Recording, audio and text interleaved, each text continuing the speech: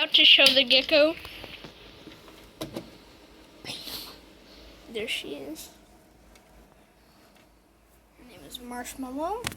Gonna miss down her clothes just real quick. Quick one. Come on over here. Sure. This is my gecko, Marshmallow. She is a leopard gecko. She's a female leopard gecko. Her name is Marshmallow, as you can tell. She is very gentle with humans. She's only bit me once, but that was because it was feeding time. She was hungry. She is actually now in shed. You can see in the light. Her tail is actually a different color from her body, which is normal with leopard geckos. If you want to see, got a light right here.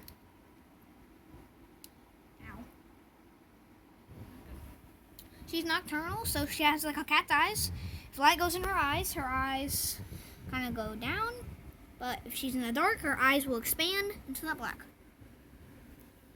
See her eyes there, they're full black, because there's not much light. But if I do that, if you can look at her eyes now, you can look at her eyes now.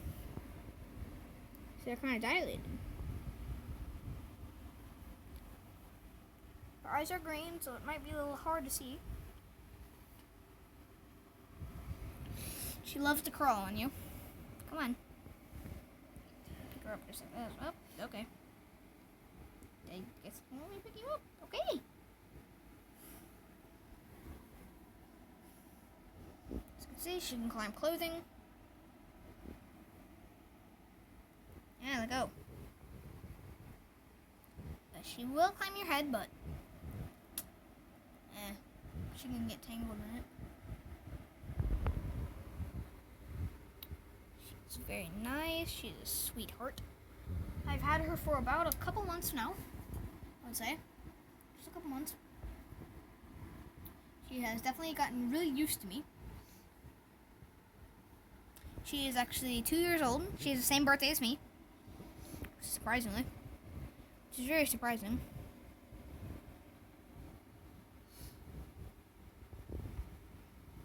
I don't know how gecko years work, but in human years, she would be, in our years I should say, she would be 2 years old. And gecko years are probably kind of like dogs. Just not really. So you see, she is related. Leopard geckos are related to fat-tailed geckos. As you can see, they have that fat tail, just like fat-tailed geckos. But fat-tailed geckos don't have this pattern like she does. Fat-tailed geckos would usually have stripes on the head and nothing else, or they would just have a couple stripes on the head and one big stripe down their body, which is the common African fat-tailed gecko. There are many types of different fat-tailed geckos and leopard geckos, of course. You can breed them. You can, if it's very rare or very special, to get a snow leopard gecko.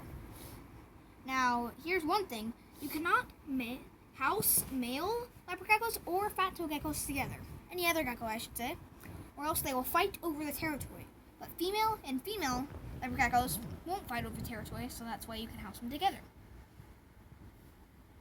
But if you want to house a male and female together, that would breed them, and you can get eggs.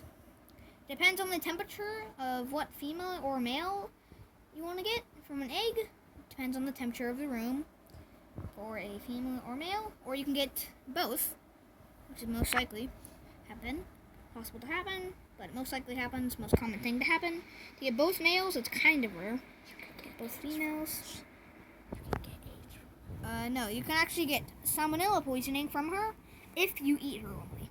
Only if you eat any gecko, you can get salmonella poisoning, but it's okay to touch her. Just make sure to use hand sanitizer after you have touched the gecko, because they could carry diseases. Kind of like salmonella poisoning, like this gecko does. But not in her bite. If she bites you, you're fine. Like, if she would have bit me, and she would have injected salmonella poisoning, we wouldn't have gotten her, because I would have been dead by now. Anyway, so that's it. Say goodbye. See ya.